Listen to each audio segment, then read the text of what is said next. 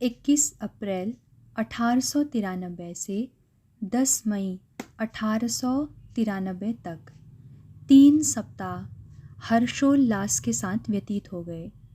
स्वामी के जाने का समय निकट आ रहा था। 9 मई 1893 को स्वामी जी को जनानी ड्योढ़ी में लाया गया। इन्होंने राजकुमार को सच्चरित्र होने का आशीर्वाद दिया। महारानी और उपस्थित महिलाओं ने स्वामी जी को प्रणाम कर आशीर्वाद प्राप्त किया।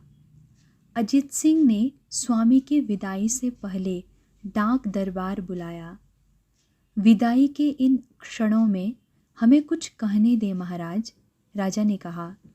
जो व्यक्ति सत्य के वास्तविक रूप को जानता है, उसके लिए आपका यह नाम विविदिशानंद हमें बहुत अटपटा लगता है, कठिन भी है।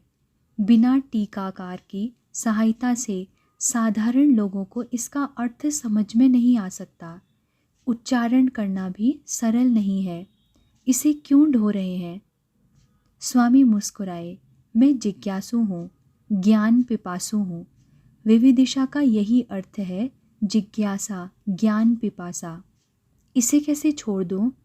उससे तो मेरा चरित्र ही बदल जाएगा।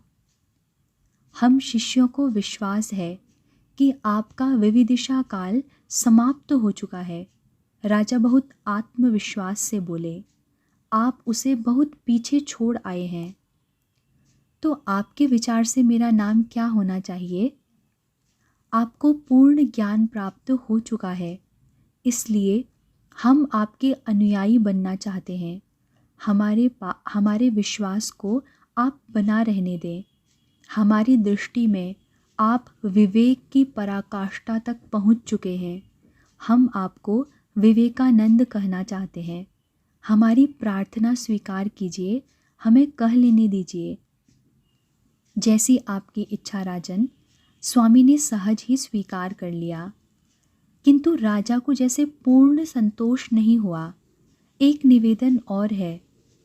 क्या अब से आप अपना परिचय इसी नाम से देंगे और इसे परिवर्तित नहीं करेंगे? नहीं करूँगा, किंतु जो लोग मुझे नित्यानंद, सच्चिदानंद, चिन्मयानंद अथवा विविदिशानंद के नाम से जानते हैं, उन सबको कैसे सूचित करूँगा कि मैंने अपना नया नामकरण किया है? स्वामी बोले, और मेरे गुरु भाई, वे तो मुझे नरेंद्र नाम से ही जानते हैं, या फिर नरेंद्र बाबा। हम अपना इतिहास नहीं बदल सकते, किंतु अपना नया भविष्य तो आरंभ कर ही सकते हैं। ठीक है राजन, आपकी इच्छा पूरी होगी। राजा प्रातः ही उठ गए। स्वामी को आज विदा होना था। वे स्वामी के साथ उद्यान में पधारे। वहाँ से स्वामी पिंजस में बैठकर खेतड़ी से रवाना हुए। जयपुर तक अजित सिंह स्वयं साथ गए। स्वामी को विदा करने के लिए विपुल धन देकर मार्ग व्यय और आवश्यक सामान की यथेष्ट व्यवस्था करने के लिए अजित सिंह ने जगमोहन लाल को साथ बंबई भेजा। अजित सिंह के लिए स्वामी को स्वयं से विलग करना कठिन था, और विशेषकर तब जब वे जानते थे कि स्वामी एक दीर्घ काल के लिए उनसे बहुत दूर जा रहे हैं। स्वामी को विदा कर राजा भारी मन से खेतड़ी लौटे। स्वामी 18 को बंबई पहुँचे। खेतड़ी से ही मद्रास सूचना भेज दी थी कि वे मद्रास से नहीं, 31 मई को बंबई से प्रस्थान कर रहे हैं। स्वामी बंबई स्टेशन पर उतरे तो अलासिंगा उनका स्वागत करने के लिए वहाँ उपस्थित थे। अलासिंगा ने स्वामी के चरण छुए और उठकर खड़े हुए तो उनकी आंखों में अश्रु थे। क्या हुआ चिंगा, तुम बहुत विह्वल लग रहे हो। स्वामी जी, मैं मद्रास से आपके लिए एक बहुत दुखद समाचार लाया हूँ। क्या हुआ? बालाजी के पुत्र का निधन हो गया है। भगवान उनकी आत्मा को शांति दे। स्वामी बोले, इस अवस्था में पुत्र शोक? आप भी वहाँ नहीं थे, उन्हें सांत्वना कौन देता और कैसे देता? अलासिंगा बोले, मेरा तो कुछ कहने का साहस ही नहीं हो रहा था। बड़ी कठिनाई से उनका सामना कर सका। मैं उसे पत्र लिखूंगा। दीवान जी हरिदास बिहारी दास देसाई जानते थे कि इस बार स्वामी के साथ अनेक लोग होंगे, कुछ लोग उन्हें विदा करने भी आएंगे।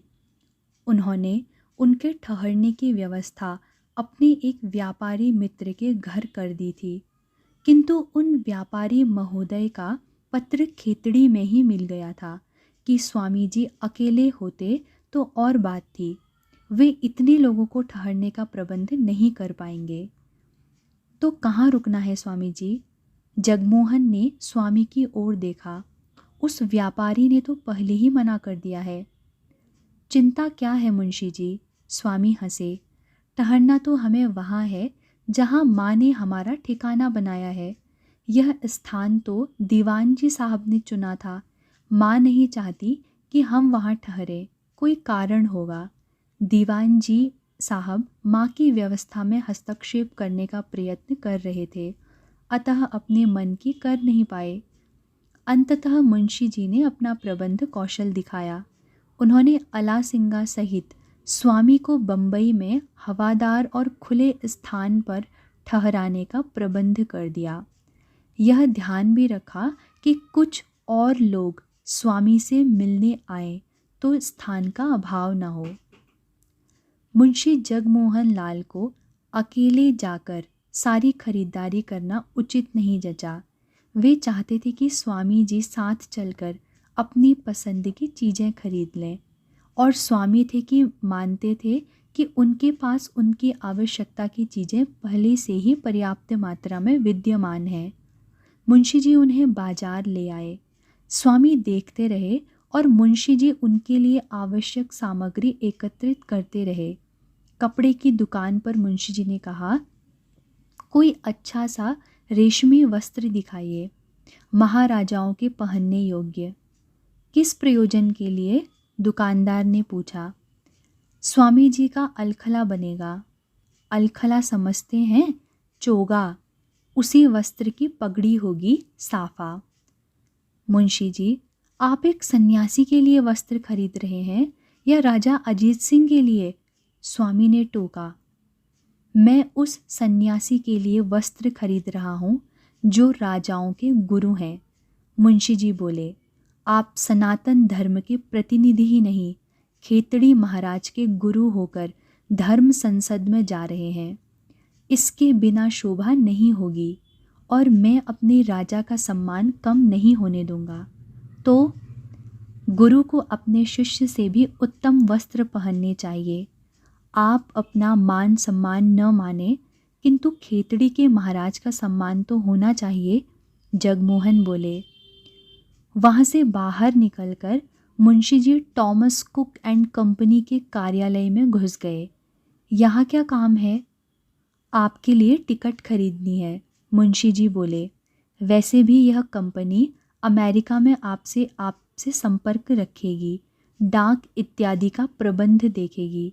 आपको धन की आवश्यकता हो तो इस कंपनी के माध्यम से भेजा जा सकता है। पर टिकट तो मैं खरीद चुका हूँ। वह साधारण श्रेणी का है, जगमोहन ने उत्तर दिया। महाराज ने कहा है कि आपको प्रथम श्रेणी में यात्रा करनी है। सन्यासी प्रथम श्रेणी में, खेतड़ी के महाराज के गुरु प्रथम श्रेणी से नीचे नहीं चलते। स्वामी जी, आप अमेरिका जा रहे हैं, वहाँ समय का बहुत महत्व है, अलासिंगा ने कहा। आपके पास एक घड़ी भी होनी चाहिए। ठीक है, एक खरीद दो, स्वामी ने सहज भाव से कहा। आपके पास कुछ परिचय कार्ड भी होने चाहिए। ठीक है, 100 छपवा लो। कार्ड पर क्या नाम लिखूं? सच्चिदानंद। जगमोहन के कान खड़े हो गए। स्वामी ने मुंशी जी की ओर देखा और मुस्कुराए। नहीं, विवेकानंद लिखो। आपने फिर से नाम बदल दिया? अलासिंगा चकित थे। नहीं, अपने वचन का निर्वाह कर रहा हूँ। स्वामी जी यात्रा में कम से कम सामान रखना चाहते थे।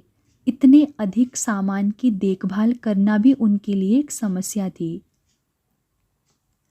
31 मई 1893 को स्वामी जी को जलियान में बैठाने के लिए मुंशी जगमोहन लाल, अलासिंगा पेरूमल तथा बम्बई के कुछ अन्य लोग बंदरगाह पर गए। ओरिएंट कंपनी के पेनिनसुला जहाज से स्वामी बम्बई से अमेरिका के लिए रवाना हुए। स्वामी के मुखमंडल पर एक अलग ही भाव झलक रहा था। अनमने से स्वामी जलपोत के चौबारे में पर टहल रहे थे। उनके मन में कभी भारत और कभी अमेरिका के चित्र झलकने लगे। कभी धीरे धीरे टहलते और कभी स्थिर खड़े हो जाते, परंतु वे किसी से बात नहीं कर रहे थे। स्वामी के एक नवीन शिष्य ने कहा, महाराज, आप परदेश में हिंदू धर्म पर बोलने जा रहे हैं, साथ कुछ ग्रंथ इत्यादि भी ले जा रहे हैं क्या? नहीं ले जा रहे तो कम से कम यह तो लेते ही जाइए, काम आएगा। उसने स्वामी की ओर एक पुस्तक बढ़ा दी। स्वामी ने देखा, वह मध्वाचार्य का सर्वदर्शन संग्रह ग्रंथ था। स्वामी के मुख से धारा प्रवाह श्लोक प्रवाहित होने लगे। शिष्य ने मिलान किया, वे सारे उसी ग्रंथ में से थे। इतना पर्याप्त है, यह सारा ग्रंथ सुनाओ। शिष्य अवाक खड़ा रह गया। उसके पास न कुछ कहने को था, न कोई और ग्रंथ देने का साहस। स्वामी जी जंगले का सहारा लिए जलपोत के चौबारे पर खड़े थे। मातृभूमि क्षिप्रवेग से उनसे दूर होती जा रही थी। उस समय कितनी ही कल्पनाएं उनके मानस पटल से होकर गुजर रही थी। ठाकुर, श्रीमां और वराहनगर मठ में रहने वाले तथा वन पर्वतों में तपस्यारत अपने गुरु भाइयों की स्मृतियां जैसे उनकी आत्मा से लिपटी हुई थी। 29 वर्षों की अवस्था का वह युवक अपने साथ असंख्य स्मृतियों का बोझ लिए भारत भूमि से विदा हो रहा था। अपने महान पूर्वजों की परंपरा और उनका उत्तराधिकार, गुरुदेव का आशीर्वाद, हिंदू शास्त्रों का ज्ञान, पश्चिम का ज्ञान विज्ञान, अपनी आध्यात्मिक अनुभूतियाँ, भारत के अतीत का गौरव, उसका वर्तमान पतन और भावी गौरव का आभास, तेज धूप में खेतों में श्रमरत करोड़ों भारतवासियों की आशा आकांक्षाएं, पुराणों की भवितपूर्ण कथाएं, बौद्ध धर्म की दार्शनिक उड़ानें, वेदांत का इंद्रियातीत सत्य, भारतीय दर्शन की सूक्ष्मता, संत कवियों के प्राण स्पर्शी भजन, अजंता एलोरा के प्रस्तर शिल्प तथा मूर्तिकला, राजपूत और मराठा योद्धाओं की वीर गाथाएं, आलवार भक्तों के स्रोत, उतुंग हिमालय की तुषार मंडित गिरी श्रृंखलाएं, गंगा की कलकल ध्वनि, इन सब ने मिलकर स्वामी के मन पर भारत माता का चित्र अंकित कर दिया था। स्वामी सोच रहे थे, धर्म संसद में भारत माता का प्रतिनिधित्व करने के लिए माँ के पास विवेकानंद से अधिक योग्य कोई पुत्र नहीं था क्या? मंगलवार 25 जुलाई 1893 को 7 बजे सायं जलपोत कनाडा के जलपत्तन वैंकूवर पहुंचा। उस समय वैंकूवर 1886 में जल गए नगर के ध्वंसावशेषों पर बना हुआ टूटा फूटा जर्जर नगर था। स्वामी और छबीलदास लल्लू भाई भंसाली अपने सामान सहित डेक पर खड़े थे। लीजिए स्वामी जी, आपको कष्ट तो बहुत हुआ, किंतु अब वैंकूवर आ गया है, आशा है आपके कष्ट समाप्त हो जाएंगे, लल्लू भाई बोले। स्वामी हंसे। सन्यासी को क्या सुविधा और क्या असुविधा, क्या कष्ट और क्या सुख आराम। नहीं, शीत ने आपको बहुत परेशान किया। कप्तान ने ऊनी वस्त्रों से सहायता न की होती। हाँ, कप्तान भला आदमी है, भगवान उस पर अपनी कृपा बनाए रखें। सन्यासी को यह सब सहन करना चाहिए। स्वामी बोले, मुझे शीत से उतना कष्ट नहीं हुआ जितना ईश्वर के प्रतिबिंब इन जीवों के प्रति हो रहे भेदभाव को देखकर।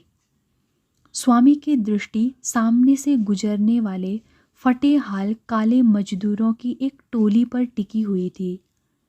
कैसा भेदभाव स्वामी जी! बहुत भेदभाव है मनुष्यों में। भेद से असहिष्णुता जन्मी है और असहिष्णुता से धर्मांधता। क्या कह रहे हैं आप? लल्लू भाई ने चौंक कर कहा। जलपोत पर भी सत्ता, धर्म और जाति के आधार पर मनुष्यों को विभाजित देखा। स्वामी बोले, स्वयं को श्रेष्ठ मानना, दूसरों को कष्ट देना, उन्हें अपमानित करना, लगता है अहंकार ने मानवता को निगल लिया है। लल्लू भाई भी अपने सामने से गुजरते लोगों को देख रहे थे। कोई बहुत धनी था, कोई एकदम फटेहाल।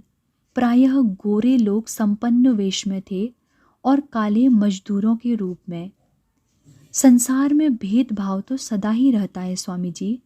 जो अधिक पैसे की टिकट खरीदेगा वह सुख से यात्रा करेगा, और वैसे भी शासक लोग दासों से, इस संसार के आगे भी एक यात्रा है। स्वामी स्वप्निल से स्वर में बोले, उसके लिए अधिक टिकट की चिंता नहीं है किसी को।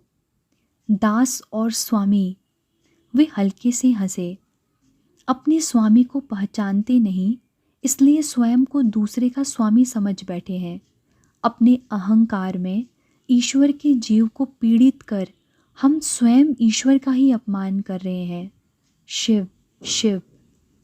लल्लू भाई को स्वामी की बात का कोई उत्तर नहीं सूझ रहा था। वैसे भी उन्हें यहाँ से निकलने की जल्दी थी। आइए चलें। जल पत्तन में बेहद भीड़ भाड़ और हलचल थी। लोगों की भीड़ जलपोत से उतरती थी। उनकी अगवानी करने आए लोगों का उत्साह और कोलाहल बढ़ जाता था। स्वामी अपने सामान सहित खोए से एक ओर खड़े हो गए थे। लल्लू भाई कुछ सूचनाएं देने चले गए थे। स्वामी को अपना यह सारा सामान जी का जंजाल लग रहा था। स्वामी को क्या लेना इस सारे सामान से? किंतु जगमोहन और स्वामी के अन्य शिष्यों ने उनकी एक नहीं मानी। कहने को वे सारे शिष्य थे, किंतु अंत तक अपनी मनमानी ही करते रहे। अटलांटिक एक्सप्रेस तो छूट चुकी है स्वामी जी, लल्लू भाई ने आकर बताया, और कोई गाड़ी इस समय जाती नहीं। अब प्रातः ही कुछ मिलेगा। तो चलिए सामान उठवाते हैं और रात काटने का कोई प्रबंध करते हैं। रात काटने के लिए कोठरी का प्रबंध लल्लू भाई ने कर लिया था। प्रातः उन्हें अपने गंतव्य तक जाने के लिए रेलगाड़ी मिल गई।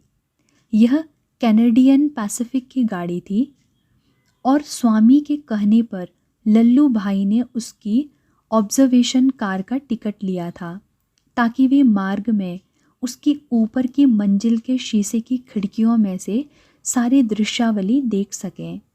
गाड़ी सुविधाजनक थी, किंतु दक्षिण पश्चिम कनाडा में से होकर गुजर रही थी। पहाड़ों पर बर्फ जमी हुई थी। स्वामी को अपने सूती कपड़ों में कुछ कुछ ठंड लग रही थी।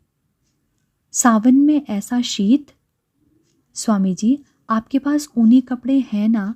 लल्लू भाई कुछ चिंतित दिखे। जगमोहन ने भी नहीं सोचा था कि इस ऋतु में ऊनी कपड़ों की आवश्यकता होगी।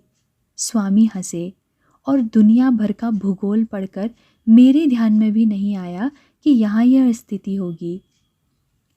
28 जुलाई को विनिपेग और फिर सेंट पाल रेलवे स्टेशन पर गाड़ी बदल वे लोग रविवार 30 जुलाई को शिकागो पहुँचे। रात के 11 बज चुके थे। स्टेशन पर बहुत गहमागहमी थी। चारों ओर कुलियों की छीन झपट ही नहीं, उनकी ज़बरदस्ती भी दिखाई पड़ रही थी। पास से गुजरते लोग स्वामी की वेशभूषा को आश्चर्य से देख रहे थे, कुछ मुंह बना रहे थे। परे हट निगर, अब ये काले लोग भी हमारे लिए रास्ता नहीं छोड़ते। एक व्यक्ति मुखर ढंग से घृणा दर्शाता हुआ अपने मार्ग चला गया। स्वामी आश्चर्य से उसे देखते ही रह गए। शिव शिव। कुछ कुली जर्मन बोल रहे थे। स्वामी उनकी भाषा नहीं समझते थे और न ही वे लोग स्वामी की बात समझ पा रहे थे। लल्लू भाई तटस्थ भाव से खड़े थे। इनका क्या करना है? स्वामी ने पूछा। हमें क्या करना है? लल्लू भाई बोले। अभी किसी अच्छे होटल का कोई एजेंट आ जाएगा तो सब ठीक हो जाएगा। और होटल का एक एजेंट आया। आइए, मैं आपको ले चलता हूँ। कब तक स्टेशन पर इन कुलियों से कुश्ती करते रहेंगे? उसने अपना रेड कार्ड निकालकर लल्लू भाई को दे दिया था। स्वामी ने लल्लू भाई की ओर देखा। कुछ महंगा है। स्वामी ने सहमति में अपना सिर हिला दिया। लल्लू भाई ने हामी भर दी। एजेंट ने संकेत किया। उसके साथियों ने सामान संभाल लिया। एक व्यक्ति ने स्वामी का दंड उठाया। इसका क्या करना है? स्वामी ने दंड स्वयं पकड़ लिया। यह होटल कुछ महंगा है स्वामी जी, लल्लू भाई ने कहा। इस अपरिचित नगर में यही सुरक्षित है, स्वामी बोले। कल वर्ल्ड कोलंबियन एक्सपोजिशन में कार्यालय में चलेंगे। प्रतिनिधियों के रहने इत्यादि की व्यवस्था वे कर ही देंगे। रात भर की ही तो बात है। कर दें तो ही अच्छा है, नहीं तो। लल्लू भाई ने अपना वाक्य अधूरा ही छोड़ दिया। वर्ल्ड कोलंबियन एक्सपोजिशन एक विराट प्रदर्शनी थी। चारों ओर भाप और बिजली की चमत्कारी चीज़ें प्रदर्शित हो रही थी। संभ्रमित से स्वामी उन सबके बीच में से गुजर रहे थे। वे अकेले ही थे। लल्लू भाई अपने व्यापार के संदर्भ में आए थे। उनके 1000 काम थे। वे स्वामी को घूमने का समय देकर स्वयं कहीं निकल गए थे। स्वामी पूछताछ के कार्यालय में पहुँचे। काउंटर पर बैठे व्यक्ति ने स्वामी की विचित्र वेशभूषा को कुछ विस्मय से देखा और एक कुर्सी की ओर संकेत कर उन्हें बैठने को कहा। कहिए। मैं धर्म संसद में भाग लेने के लिए भारत से आया हूँ। धर्म संसद तो 11 सितंबर से आरंभ होगी, उस व्यक्ति ने कहा। स्वामी ने आश्चर्य से उसकी ओर देखा। उसमें तो अभी 6 सप्ताह हैं तो, पर इस एक्सपोजिशन को आरंभ हुए तो 3 महीने हो चुके हैं। वर्ल्ड कोलंबियन एक्सपोजिशन एक विराट प्रदर्शनी थी। चारों ओर भाप और बिजली की चमत्कारी चीज़ें प्रदर्शित हो रही थी। संभ्रमित से स्वामी उन सब के बीच में से गुजर रहे थे। वे अकेले ही थे। लल्लू भाई अपने व्यापार के संदर्भ में आए थे। उनके 1000 काम थे। वे स्वामी को घूमने का समय देकर स्वयं कहीं निकल गए थे। स्वामी पूछताछ के कार्यालय में पहुंचे। काउंटर पर बैठे व्यक्ति ने स्वामी की विचित्र वेशभूषा को कुछ विस्मय से देखा और एक कुर्सी की ओर संकेत कर उन्हें बैठने को कहा। कहिए। मैं धर्म संसद में भाग लेने के लिए भारत से आया हूँ। धर्म संसद तो 11 सितंबर से आरंभ होगी, उस व्यक्ति ने कहा। स्वामी ने आश्चर्य से उसकी ओर देखा। उसमें तो अभी 6 सप्ताह हैं तो, पर इस एक्सपोजिशन को आरंभ हुए तो 3 महीने हो चुके हैं। तो इससे धर्म संसद के आरंभ होने का क्या संबंध? धर्म संसद एक्सपोजिशन का अंग है। एक्सपोजिशन तो धर्म संसद का अंग नहीं। यहाँ शिकागो में मेरे पास अपने रहने की कोई व्यवस्था नहीं है, तो सोच समझ कर आना चाहिए ना। यह कोई धर्मशाला तो नहीं है। वह कुछ रुका। आप प्रतिनिधि हैं? स्वामी ने स्वीकार में सिर हिला दिया। आपका पंजीकरण हो चुका है? उस व्यक्ति ने अपने सामने रखा रजिस्टर उठा लिया। क्या नाम है आपका? पंजीकरण? नहीं तो क्या करना है उसके लिए? तो पंजीकरण भी नहीं हुआ। सोए हुए थे क्या अब तक? परिचय और संस्तुति पत्र कहाँ है? कैसा परिचय पत्र? स्वामी चकित थे। किस संस्था के प्रतिनिधि हैं आप? कोई प्रत्यय पत्र नहीं लाए? उस व्यक्ति ने कहा। मैं वेदांत के विषय में चर्चा करने आया हूँ। वेदांत जो मानव मात्र की समानता का सिद्धांत है। चर्चा तो तब करोगे जब हम करने देंगे। स्वीकृत प्रतिनिधियों के सिवाय वहाँ कोई बोल नहीं पाएगा। मैं संसार के प्राचीनतम धर्म के अनुयायी हिंदुओं का प्रतिनिधि हूँ। ऐसी कोई संस्था हमारी मान्य सूची में नहीं है। वैसे संसद में श्रोता के रूप में बैठना हो तो बात और है, टिकट लेकर भी बैठ सकोगे। यदि मैं ऐसा कोई प्रत्यय पत्र भारत से मंगवा लूँ तो? उस व्यक्ति ने थोड़ी देर तक चुपचाप उनकी ओर देखा और बोला, पूछकर आता हूँ। वह व्यक्ति अपने पीछे की मेज पर बैठे अपने अधिकारी के पास चला गया। स्वामी उसकी ओर देखते रहे। वह उनकी ओर संकेत कर कुछ कह रहा था। अधिकारी भी चकित भाव से उनकी ओर देखता रहा और फिर विद्रूप से हंस पड़ा। वह व्यक्ति लौटा। खेद है कि प्रतिनिधियों के पंजीकरण का समय समाप्त हो चुका है। अब प्रत्यय पत्र लाने पर भी कुछ नहीं हो सकता। स्वामी क्या करते? एक निराश दृष्टि उस पर डालकर लौट पड़े। माँ की यही इच्छा है। वह व्यक्ति और उसका अधिकारी अपने अपने स्थानों से उन्हें जाते देखते रहे। वे बाहर निकल गए तो अधिकारी सामने काउंटर पर आ गया। न समय का पता किया, न पंजीकरण कराया और आधी दुनिया की यात्रा कर चला आया। काले लोगों की बुद्धि। सायंकाल का समय था। अपनी सारी असफलता और निराशा भूलकर स्वामी उस भीड़ भाड़ में जा रहे थे। आए तो वे धर्म संसद के लिए थे, किंतु प्रदर्शनी में भी उनकी रुचि कम नहीं थी। भारतीय राजाओं की वेशभूषा में एक व्यक्ति को देख वे रुक गए। स्वामी ने इधर उधर देखा। अपने अनुमान की पुष्टि कैसे करें? निकट ही भारतीय रंग रूप का एक व्यक्ति लौंग वाली धोती बांधे हुए हाथ में कागजों का पुलिंदा लिए कुछ बेच रहा था। प्रणाम स्वामी जी। कल्याण हो। स्वामी बोले, आप मुझे पहचानते हैं? इस वेश को कोई भी भारतीय सुविधा से पहचानता है। वे कौन हैं? उस व्यक्ति ने प्रकट विरक्ति से उस ओर देखा। कपूरथला के राजा हैं।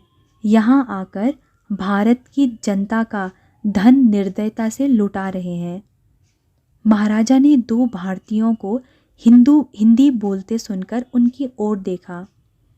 कल्याण हो महाराज, स्वामी ने कहा। ओह, भारत के सन्यासी? राजा ने कहा। क्या करने आए हैं महाराज यहाँ? धन कमाने अथवा छुट्टियाँ बिताने? राजा ने प्रश्न अवश्य पूछा था, किंतु उसका उत्तर सुनने के लिए वे नहीं रुके। अपने मुख पर एक वक्र सी मुस्कान लेकर आगे बढ़ गए। देखा आपने कैसे मुंह फेर कर चल दिए। ये लोग अपने देशवासियों को पहचानना भी नहीं चाहते। आप कहाँ से आए हैं? स्वामी ने पूछा। महाराष्ट्र से, वह बोला। ब्राह्मण हूँ। निर्धन था, पढ़ा लिखा भी विशेष नहीं लगता था, किंतु ब्राह्मणत्व का गर्व था। यहाँ कोई काम करते हैं? कलाकार हूँ। अपने नाखून से कागज़ पर चित्र बनाता हूँ और उसे इस मेले में बेचता हूँ। आपका परिचय? स्वामी ने घूमकर देखा। 5-6 लोगों का झुंड था। कुछ कैमरे थे, तो ये पत्रकार होंगे। आप? स्वामी ने पूछ ही लिया। हम पत्रकार हैं, मेले के समाचार लेने आए हैं। मैं भारत से आया एक सन्यासी हूँ। सन्यासी समझते हैं आप? समझते हैं, प्रश्नकर्ता ने कहा। क्या करने आए हैं? धर्म संसद में भाग लेने का आकांक्षी हूँ। आप कपूरथला के महाराज को जानते हैं? यहाँ उन्हें बहुत महत्व दिया जा रहा है। कुछ लोग तो उन्हें आसमान पर चढ़ा रहे हैं। स्वामी समझ गए कि पत्रकार की रुचि उनमें या भारत में नहीं, कपूरथला के महाराजा में है। नहीं, मेरा उनसे कोई परिचय नहीं है। वह इनसे बात करेगा तो ये उसे जानेंगे। महाराष्ट्रीय ब्राह्मण बीच में कूद पड़ा। वह तो भाग खड़ा हुआ। कुलीनों के सामने वह कैसे खड़ा होगा? वे कुलीन नहीं हैं? पत्रकार ने पूछा। नहीं, यह आदमी बड़ी नीच जाति का है, महाराष्ट्रीय ब्राह्मण बोला। पर वह राजा है। ब्राह्मण उत्तेजित हो उठा। क्या होता है राजा? अंग्रेजों के जूते चाटने से कोई राजा हो जाता है? राजा तो तब होता है जब उसका राज्य हो, उसके पास अधिकार हो, वह प्रजा का पालन करता हो। तो इसके साथ वैसा नहीं है। ये, ब्राह्मण घृणा से बोला, ये अंग्रेज़ों का दास है। उनके झूठे पत्तल चाटते हैं, उनकी दया पर जीते हैं, उनकी कृपा से मरते हैं। करने को कुछ है नहीं, भोगी हैं, विलासी हैं। इनमें से प्रायः तो अत्यंत नीच कोटि के दुराचारी हैं। अच्छा, धन्यवाद। पत्रकार अपने कागज समेटने लगा और उसका साथी स्वामी और ब्राह्मण के चित्र खींचने में व्यस्त हो गया।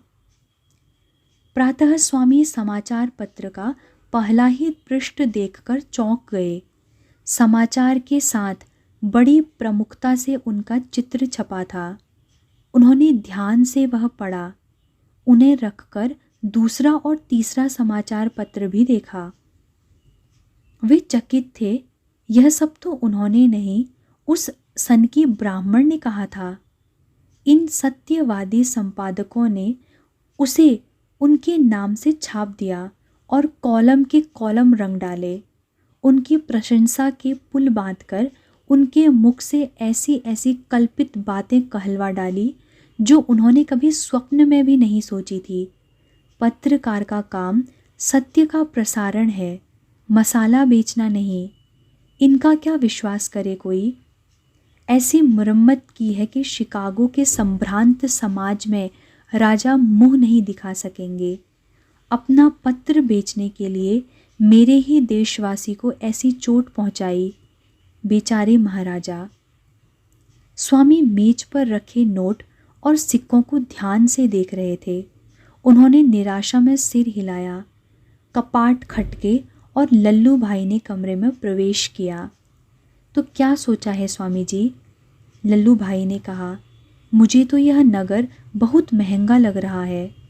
जानता हूँ, पैसे खर्च होते जा रहे हैं और धर्म संसद आरंभ होने में अभी 1 मास और है। मैं बॉस्टन जा रहा हूँ। वह शिकागो से बहुत सस्ता नगर है। लल्लू भाई बोले, मैं वहाँ से आगे चला जाऊँगा। आप चाहें तो यह 1 महीना वहीं बिता लें। कुछ पैसों की बचत तो अवश्य होगी। शायद आप ठीक कह रहे हैं, स्वामी ने कहा। स्वामी और लल्लू भाई बॉस्टन जाने वाली गाड़ी के एक डिब्बे में आत्मलीन से बैठे कुछ सोच रहे थे।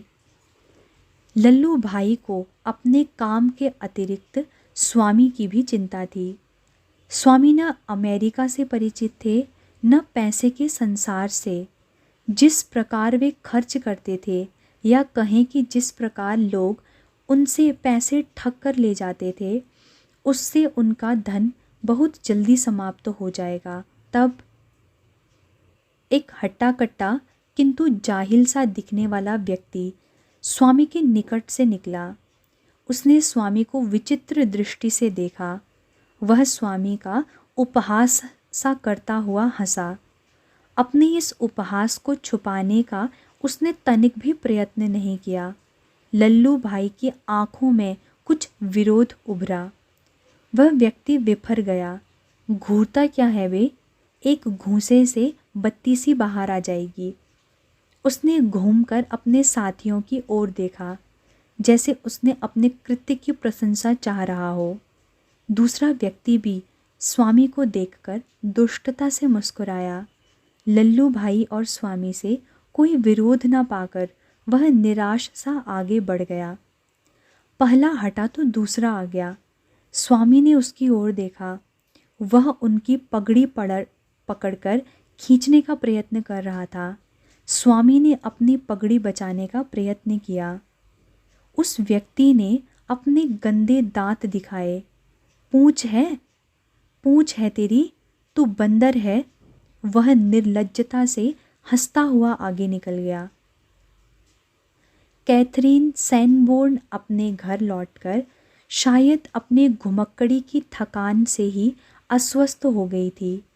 बीमारी से उठी ही थी कि 45 शब्दों का एक तार प्राप्त हुआ। सूचना थी कि ऑब्जर्वेशन कार का उसका परिचित भारतीय सन्यासी बोस्टन के क्विंसी हाउस में ठहरा था और उसके संदेश की प्रतीक्षा कर रहा था। उसे स्मरण हो आया कि उसने सन्यासी को कहा था कि यदि वह स्वयं को एकाकी अनुभव करे या उसे सहायता की आवश्यकता पड़े तो कैथरीन के घर के द्वार उसके लिए सदा खुले थे। वह उनका पूरा सत्कार करेगी। उन्हें हार्वर्ड के प्रोफेसरों, कॉनकॉर्ड के दार्शनिकों, न्यूयॉर्क के पूंजीपतियों, समाज के प्रतिष्ठित महिलाओं और प्रतिभाशाली लेखकों और वक्ताओं से मिलाएगी। यह मध्य अगस्त था। विश्वविद्यालय में अवकाश था। कोई महत्वपूर्ण व्यक्ति नगर में नहीं था। सब छुट्टियां मनाने गए हुए थे। तो उस विद्वान पंडित को वह कहाँ व्यस्त रखेगी। कैथरीन सचमुच पगला गई थी। फिर भी साहस कर तार भेजा। आपका तार मिला, आज आ जाएं। 4:20 की गाड़ी से। गाड़ी रुकी। कैथरीन ने उन्हें उतरते देखा और आशंका से कांप उठी। जाने उनका रंग रूप और वेशभूषा स्थानीय लोगों पर क्या प्रभाव डाले। किंतु स्वामी का स्वागत स्तब्धता ने किया। लोगों के लिए वे एक अजूबा ही थे। ऑब्जर्वेशन कार में संसार भर के लोगों के बीच वे चाहे राजसी और कुछ पृथक से लग रहे थे, किंतु गूसविले के इस स्टेशन पर वे विस्मयकारी ही थे।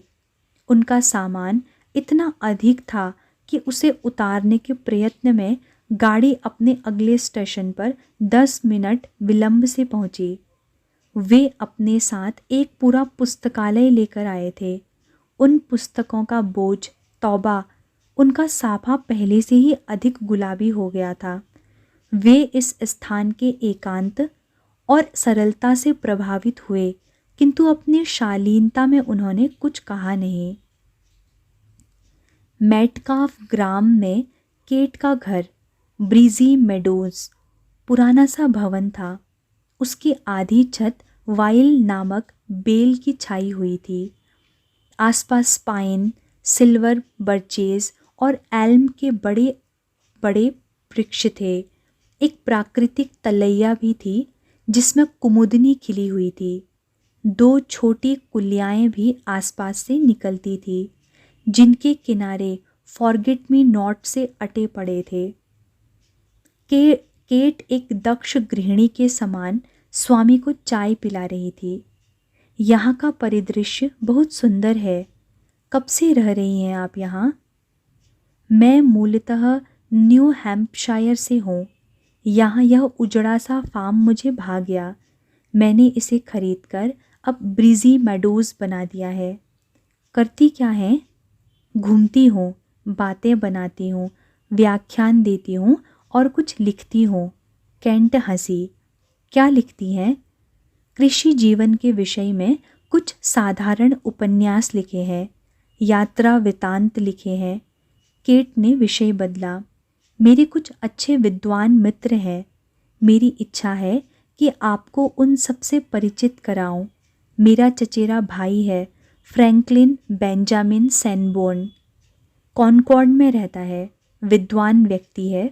वह अमेरिका की समाजशास्त्र परिषद का सचिव है और उसने बहुत सारी दार्शनिकों की जीवनियाँ लिखी हैं। आप उसे पसंद करेंगे। मुझे आपके मित्रों से मिलकर निश्चित रूप से प्रसन्नता होगी। बोस्टन के तार घर में स्वामी ने फॉर्म भरा और क्लर्क की ओर बढ़ाया। ये पैसे। उन्होंने एक नोट उसके सामने रख दिया। क्लर्क ने हिसाब कर अपने पैसे काट शेष लौटा दिए। यह तार आज भारत पहुंच जाएगा। यहाँ से आज चला जाएगा, क्लर्क बोला। पहुंचने के विषय में मैं कुछ नहीं जानता। पता नहीं तुम्हारे देश में तार है भी या नहीं। स्वामी बिना कुछ कहे तार घर से बाहर निकल आए। वे उदास से चलते जा रहे थे। उन्हें ठंड लग रही थी। वे अपने ठंडे होते हुए हाथों और भुजाओं को रगड़कर गर्म करने का प्रयत्न कर रहे थे। सहसा पीछे से किसी ने उन्हें धक्का दिया। उन्होंने पलटकर देखा, एक आवारा सा व्यक्ति खड़ा था। वह बिना किसी संकोच के अपने गंदे दांत दिखाकर हंस रहा था।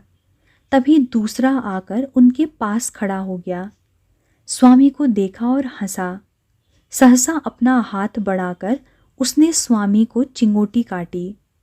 स्वामी समझ गए कि वे लोग उनसे झगड़ा आरंभ करने का बहाना खोज रहे हैं। स्वामी को न उनसे झगड़ा करना था, न लड़ना था। वे चुपचाप मुड़कर कुछ जल्दी जल्दी चलने लगे। वे दोनों व्यक्ति अपने स्थान पर खड़े हंसते रहे, जैसे उनका अपमान करने का प्रयत्न कर रहे हों।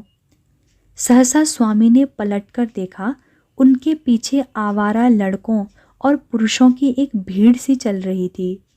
वे लोग किसी भी समय उन पर आक्रमण कर सकते थे। स्वामी दौड़ने लगे। भीड़ भी चिल्लाती हुई उनके पीछे दौड़ पड़ी। वे और वेग से भागने लगे। एक दो मोड़ मुड़कर एक स्थान पर ओट पाकर स्वामी दीवार के पीछे दुबक गए। भीड़ दौड़ती हुई आगे निकल गई। शोर थमा तो स्वामी बाहर निकले। आकाश की ओर देखा। शिव शिव, कैसी परीक्षा ले रहे हो प्रभु। अलासिंगा पेरूमल चिंतित आंखों से अपने गुरु के तार को देख रहे थे। पत्नी ने उनकी चिंता देखी तो बोली, क्या है, कौन आया है। अमेरिका से स्वामी जी का तार आया है। हम लोगों ने बड़ी मूर्खता की। बिना समय और वहाँ की जलवायु का पूरा पता लगाए उन्हें अमेरिका भेज दिया। वहाँ के शीत में स्वामी जी ठिठुर रहे हैं। उनके पास न वहाँ रहने के लिए पैसे हैं, न भारत लौटने के लिए। तो मैं जा रहा हूँ। कहाँ? अमेरिका? पगली हो तुम तो। यहाँ उनके भक्तों से कहकर कुछ पैसे भिजवाने का प्रबंध करने जा रहा हूँ। खेतड़ी के महाराज को क्यों नहीं लिखते? उन्हें भी सूचित करूँगा, किंतु हमें भी तो कुछ करना चाहिए। तुम किसी धन्ना सेठ से कम तो हो नहीं। मद्रास में थियोसोफिकल सोसाइटी के कार्यालय में बैठे दो व्यक्ति समाचार पत्र पढ़ रहे थे। कर्नल ऑलकॉट बाहर से आए तो उनकी बाहें खिली हुई थी। लो सुनो, समाचार आया है कि उस सन्यासी सच्चिदानंद को उसके भक्तों ने सूली पर चढ़ा दिया, जैसे ईसा को यहूदियों ने चढ़ाया था। पहला व्यक्ति भी चिहुक कर बोला, सच? क्या हुआ? कुछ पूछा न जाना और भेज दिया उसको अमेरिका। धर्म संसद के आरंभ होने में अभी महीना भर पड़ा है और उसके पास न भोजन के लिए पैसे हैं और न शीत ऋतु के लिए ऊनी कपड़े। ठंड में अकड़कर मर जाएगा वह शैतान। भगवान हमारा भला करे। आपको कैसे सूचना मिली कर्नल? उसका एक शिष्य अलासिंगा गली गली पैसे इकट्ठे करता डोलता फिर रहा है। वैसे बहुत प्रसन्न होने की बात नहीं है। वह वहाँ किसी धनी महिला को पटा लेगा। तुम नहीं जानते उसे, बहुत सारे गुर हैं उसके पास, पहले व्यक्ति ने कहा। कर्नल ऑलकॉट सहमत नहीं हुए। अरे छोड़ो, इस समय अमेरिका की जो हालत है जानते भी हो। मंदी चल रही है वहाँ, बैंक बंद हो रहे हैं, व्यापार घाटे में जा रहे हैं, चारों ओर बेकारी फैली हुई है। इस समय उसे कोई घास भी नहीं डालेगा। कोई न डाले घास, उसका क्या है, हाथ में कटोरा लेगा और भिक्षा मांगने चल देगा। भारत नहीं है वह कि कटोरा लेकर भिक्षा मांगने चल देगा। कर्नल ऑलकॉट ने कहा, पकड़कर जेल में डाल देंगे बच्चों को। सड़क पर सोएगा तो बर्फीली रात की ठंड से अकड़कर मर जाएगा और भीख मांगेगा तो जेल में सड़कर मरेगा।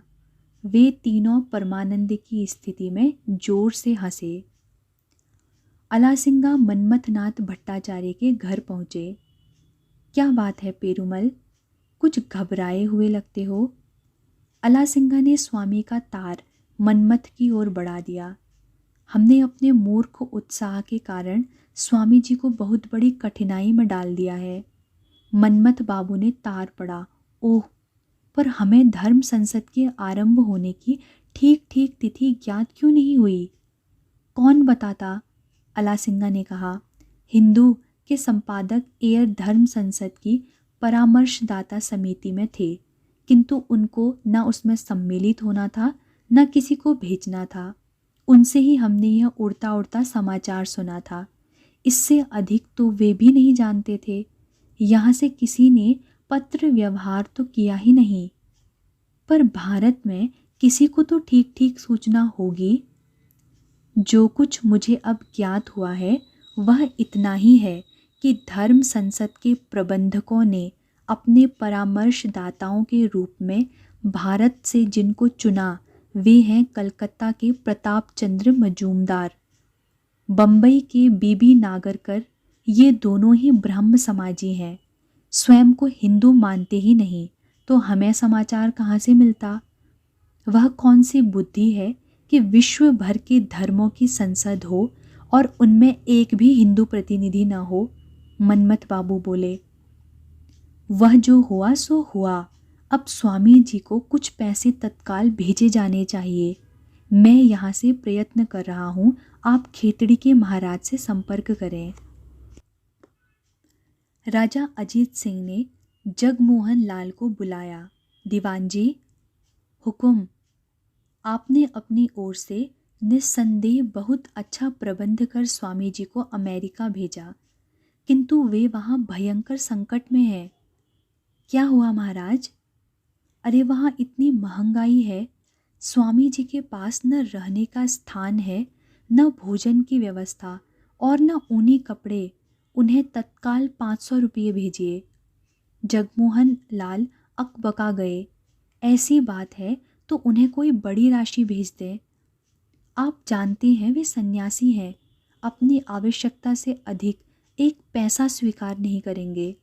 अभी इतने ही भेजिए, पर भेजिए तत्काल। वह कंपनी है ना, टॉमस कुक एंड सन, उनके माध्यम से भेजिए। रुपये उन्हें शीघ्रातिशीघ्र मिलने चाहिए। 19 अगस्त को स्वामी महिला कारागार में आए। श्रीमती जॉनसन अपने कार्यालय में बैठी थी। स्वामी को प्रवेश करते देख वे उठकर खड़ी हो गईं। उनका मुख विस्मय से कुछ खुल गया। कुछ सजग होकर उन्होंने स्वागत किया। आपकी बड़ी कृपा है स्वामी जी, हमारे निमंत्रण पर आप पधारे। किसी सन्यासी को यहाँ बुलाने का मेरा पहला ही अवसर है। किसी धार्मिक प्रयोजन से चर्च के कोई पादरी आए हों तो आए हों, किंतु व्याख्यान के लिए आप चिंता न करें। मेरा भी किसी कारागार में आने का यह पहला ही अवसर है। श्रीमती जॉनसन, हम इसे सुधारशाला कहते हैं। क्या सचमुच ही उन्हें सुधारने का प्रयत्न किया जाता है? आप स्वयं अपनी आंखों से देख लें। हम उन्हें दंडित नहीं करते, बाहर से दुष्ट प्रभावों से उनकी रक्षा कर उनको सुधरने का पूरा अवसर देते हैं। आश्चर्यजनक, बंदियों से इतना सहृदय व्यवहार। उनका चरित्र सुधर जाए तो वे लौटकर समाज के उपयोगी अंग बन सकते हैं। हम चाहते हैं कि आप उनको अपने देश की परंपराओं और रीति रिवाजों के विषय में बताएं। श्रीमती जॉनसन ने कहा, ये महिलाएं अपराध के अतिरिक्त भी कुछ चर्चा सुने, कुछ अच्छी बातें सीखें और अपने जीवन को सुधारें। स्वामी कुछ भावुक हो उठे। मैं किसी दुखी के कुछ काम आ सकूं तो मेरा जीवन सार्थक हो जाएगा। स्वामी एकांत में व्याकुल से टहल रहे थे। उनके मन में विचारों के असंख्य झंझावात चल रहे थे। भारत में नारी संबंधी आदर्श बहुत महान है, किंतु उनकी वर्तमान स्थिति अच्छी नहीं है। हम शाक्त हैं, किंतु शाक्त का अर्थ क्या है? शराब और भांग का सेवन। उन्होंने आकाश की ओर देखा। हे प्रभु, क्यों नहीं मेरे देशवासियों को समझाते कि जगत में सर्वव्यापक महाशक्ति तुम ही हो। जो स्त्रियों को तुम्हारी शक्ति का रूप माने वही शक्ति का पुजारी है। वे कुछ आत्मलीन हो गए। यहाँ लोग अपनी स्त्रियों को इसी रूप में देखते हैं। हम लोग स्त्री जाति को नीच, अधम, महाहेय और अपवित्र कहते हैं। फल हमारे सामने है। हम लोग पशु, दास, उद्यमहीन एवं दरिद्र हो गए। शक्ति के बिना संसार का उद्धार नहीं हो सकता। भारत में शक्ति का निरादर होता है। कुछ चौंक कर वे थोड़े उल्लास से बोले, उस अनुपम शक्ति का भारत में पुनः जागृत करने के लिए ही क्या श्री माँ का जन्म हुआ है? उन्होंने अपनी आंखें बंद कर ली। उनके मन में एक चित्र उभरा, श्री माँ का एक अत्यंत भव्य चित्र। उनकी आँखों से वात्सल्य और प्रेरणा की धारा बहकर स्वामी को जैसे निमज्जित कर रही थी। माँ, तुम्हें केंद्र बनाकर फिर से गार्गी और मैत्रेयी जैसी नारियों का जन्म संसार में होगा। स्वामी ने पुनः अपनी आंखें बंद कर ली। माँ, कल महिमा कारागार देखा। बंदियों से ऐसा सहृदय व्यवहार। भारत के दरिद्रों, पतितों और पापियों का कोई साथी नहीं, कोई सहारा देने वाला नहीं, उनका नस्तार नहीं है। क्रूर समाज उन्हें जो चोट पहुंचा रहा है उसका अनुभव वे कर रहे हैं, पर वे नहीं जानते कि चोट कौन कर रहा है। वे भूल गए हैं कि वे भी मनुष्य हैं। परिणाम है पराधीनता। कुछ देर स्वामी मौन रहे और पुनः बोले, चिंतनशील लोगों ने विचार भी किया तो दुर्भाग्यवश इसका दोष हिंदू धर्म के मत्थे मड़ा। आंखें मूंदकर स्वामी ने अपने गुरु को स्मरण किया। ठाकुर, वे मानते हैं कि संसार के इस सर्वश्रेष्ठ धर्म का नाश ही समाज की उन्नति का एकमात्र उपाय है। वे नहीं समझते कि दोष धर्म का नहीं है। धर्म तो सिखाता है कि संसार भर के सभी प्राणी हमारी ही आत्मा के विविध रूप हैं। वे विचारवान होकर भी नहीं समझते कि एक हीन अवस्था का कारण है धर्म पर आचरण नहीं करना, समाज में सहानुभूति का अभाव। स्वामी एक वृक्ष के पास रुक गए। अत्याचार और दासता एक ही सिक्के के दो पक्ष हैं। पृथ्वी पर ऐसा कोई धर्म नहीं है जो हिंदू धर्म के समान इतने उच्च स्वर से समानता के गौरव का उपदेश देता हो, और पृथ्वी पर ऐसा कोई समाज नहीं है जो हिंदू समाज के समान गरीबों और नीच जाति वालों का गला ऐसी क्रूरता से घोंटता हो। स्वामी ने सिर उठाकर आकाश की ओर देखा।